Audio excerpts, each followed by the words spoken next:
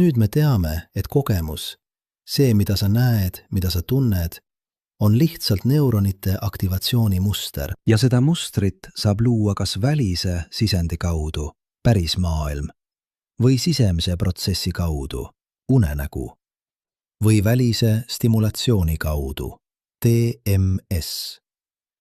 Aga kui kõik kolm loovad sama kogemuse, siis mis vahe neil on? Neurobioloog nimega Anil Seth on öelnud: reaalsus on kontrollitud hallutsinatsioon. Tema väide on, et see, mida sa nimetad nägemiseks, pole tegelikult maailma passiivne vastuvõtmine. See on sinu aju aktiivne ennustus sellest, mis peaks seal olema. Sinu silmad saadavad aiu väga ebatäielikku informatsiooni. Häguseid laike, värvimustreid, liikumist. Aga sinu aju võtab selle ebatäielikku informatsiooni ja loob sellest tervikliku, kolmemõõtmelise, värvilise, liikuva maailma. Kuidas? Läbi ennustuste. Sinu aju teab, kuidas maailm tavaliselt välja näeb. Ta teab, et objektid on tavaliselt püsivad. Ta teab, et valgus tuleb tavaliselt ülevalt. Ta teab, et näod on tavaliselt sümmeetrilised. Ja ta kasutab neid ennustusi, et täita lüngad sinu nägemises. Enamik ajast on need ennustused õiged, aga mõnikord nad eksivad. Ja siis sa näed optilist illusioon. Sa näed midagi, mida seal pole. Aga kui reaalsus on juba kontrollitud hallutsinatsioon, siis unenägu on lihtsalt kontrollimata hallutsinatsioon. Vahe pole selles, et üks on päris ja teine vale. Vahe on selles, et ühte kontrollib väline sisend ja teist kontrollib sinu alateadvus.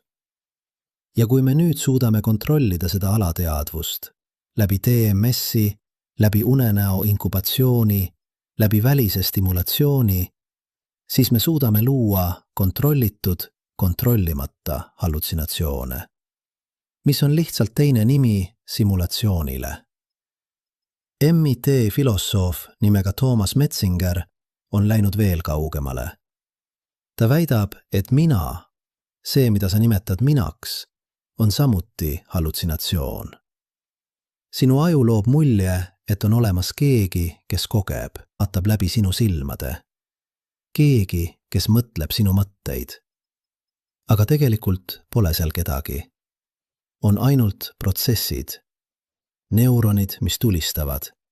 Keemilised reaktsioonid. Elektrilised signaalid. Mina on lugu, mida sinu aju jutustab iseendale. Ja kui see on tõsi, siis unenäod pole lihtsalt midagi, mida sina näed. Unenäod on osa protsessist, mis loob sind. Iga öö, kui sa magad, su aju rekonstrueerib sind. Ta töötleb päeva kogemusi, ta konsolideerib mälestusi, ta loob narratiive, ta annab tähendusi. Ja hommikul, kui sa ärkad, sa oled veidi erinev inimene kui õhtul, kui sa magama läksid. Enamik ajast see muutus on väike, märkamatu. Aga mõnikord, pärast intensiivset unenägu, pärast õudusunenägu, pärast tund, mis sind liigutas, see muutus on suurem. Sa ärkad ja sa mõtled, see unenägu tähendas midagi, see muutis midagi minus. Aga mis juhtub, kui keegi teine kontrollib seda muutust? See pole enam lihtsalt privaatsuse küsimus, see pole enam lihtsalt eetika küsimus, see on identiteedi küsimus. Kui keegi teine saab muuta su unenägusid, siis keegi teine saab muuta sind. Ja siin me jõuame tehnoloogia kõige ohtlikuma potentsiaalini. Mitte jälgimine, mitte reklaam, mitte isegi kontroll, vaid transformatsioon. Võime muuta inimesi seestpoolt, ilma et nad teaksid, ilma et nad märkaksid. Kamitani on öelnud, et ta ei usu, et see kunagi juhtub. Aju on liiga keeruline, ütleb ta, liiga individuaalne, liiga kaootne. Me ei saa kunagi täielikult kontrollida unenägusid. Aga MIT meeskond on vähem optimistlik. 5 aastat tagasi me ei uskunud, et me suudame dekodeerida unenägusid, ütleb Stickgold. Nüüd me suudame. 5 aastat tagasi me ei uskunud, et me suudame muuta unenägusid. Nüüd me suudame. Mis me suudame 5 aasta pärast? See on küsimus, millele keegi ei tea vastust.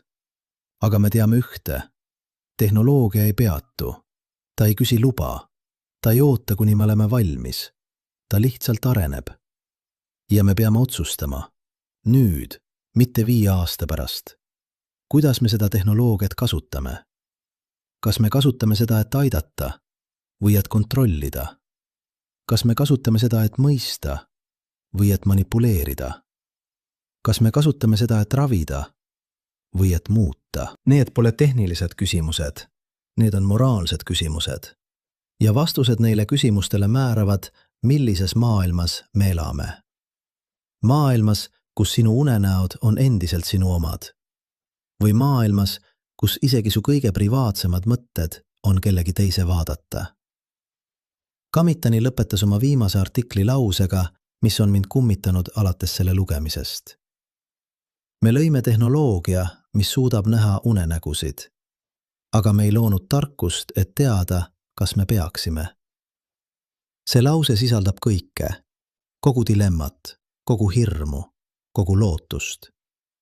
Sest tehnoloogia ise pole hea ega halb. Tehnoloogia on peegel. Ta peegeldab meid, meie väärtusi, meie valikuid.